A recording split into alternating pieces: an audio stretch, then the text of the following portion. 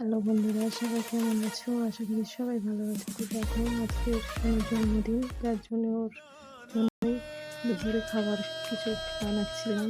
আর মা এসছে, মা চিংড়ি মাছ নিয়ে এসছে, তার সঙ্গে মাংস নিয়ে এসছে। তাই ইচ্ছে ছিল জন্মদিন করবো না, কিন্তু ও তো শুনবে না। তাই ভাবলাম ওর জন্যই কিছু অল্প করে বানাই। আর সকালে আমরা আমাদের রান্নাটা করে নিয়েছিলাম, আর এটা হচ্ছে শুধু ওর জন্যই বানাচ্ছিলাম অল্প করে।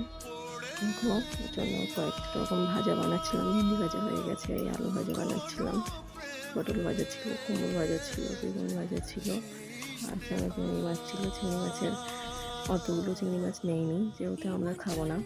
তো শুধু ওর জন্যই কয়েকটা চিংড়ি মাছ নিয়ে চিংড়ি মাছের মালাইকারি করে দিয়েছিলাম। আর মা মাংস নিয়ে এসেছিলো, তাই অল্প করে মাংস করেছিলাম।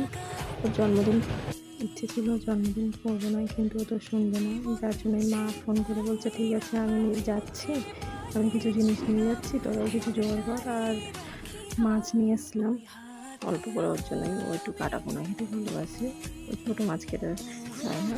আর ওর জন্যই অল্প করে মাছের সঙ্গে অল্প করে মাংস বানিয়ে দিয়েছিলাম।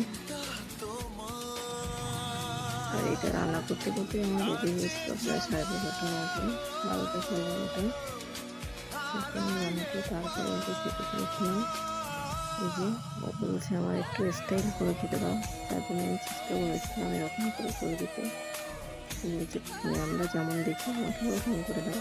বলছে ঠিক আছে, আমি চেষ্টা করছি। দেখো, ও জুস, চিপস, ক্যাডবেরি ডেয়ারি সব নিয়ে এসছে, কারণ ও ওইগুলো ভালো খায়। ও না, শুধু বাচ্চারা, বাচ্চারা বড়রা সবাই খায়। ওরও ভীষণ প্রিয়। আর কী রয়েছে সেটাই বলছে, ও ভীষণ আনন্দ পাচ্ছে, কারণ প্রথমবার ওকে এইভাবে খেতে দিলাম। এর আগে কখনো দিইনি আমি এইভাবে খেতে, পরিস্থিতি সেইভাবে হয়ে ওঠেনি। দেখো, খাওয়া স্টার্ট করবে, বলছে আমি কী দিয়ে খাবো। আমি বলছি প্রথমে উচ্ছে ভাজা দিয়ে খাও। দেখো, খাওয়া শুরু করে দিয়েছে। আর এটা হচ্ছে রাত্রিরে ওর জন্য অল্প করে পায়েস করেছিলাম, ওর জন্য সবার জন্য পায়েস করেছিলাম, পায়েস করছিলাম। আর মা মাংস নিয়ে এসেছিল, সেই মাংসটা ছিল, সেটাই রান্না হয়েছিল, লুচি হয়েছিল বাড়ির জন্য, ছোটো করে ওর জন্য করেছিলাম জন্মদিন। আর একটু পায়েস বেশি করে করেছিলাম, সেইভাবে করিনি। বলেছিলাম পারবো না করতে এবারে জন্মদিন, কিন্তু ও তো শুনবে না, করতেই হবে।